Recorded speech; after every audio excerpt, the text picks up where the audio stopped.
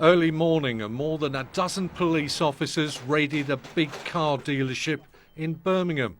They were acting on intelligence that hire cars were being stolen in the city and suspected of being broken up for spare parts. They were both under arrest on suspicion of handling stolen goods. The police had to smash their way into a lockup where they found a stolen BMW M3 and an Audi A6. The Audi was perched not on bricks, but supermarket trolleys.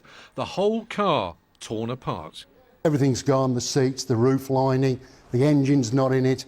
And once this was finished with, this shell had just been cut into pieces, put in the back of a van somewhere, taken off and put in a crusher. Boyd Howells is a retired detective with 40 years of experience.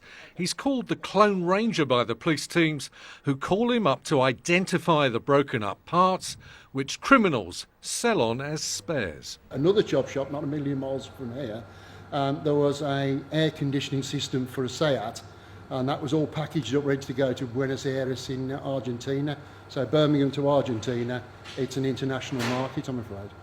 This business is suspected of being part of what's become known as the chop shop scam. That's where cars are stolen, the parts broken up and harvested and sold on. It's become a real plague here in Birmingham.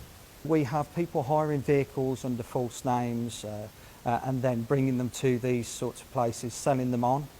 Those vehicles, again, as I've just said, are broken down and the parts are either sold off piecemeal or then used within other vehicles.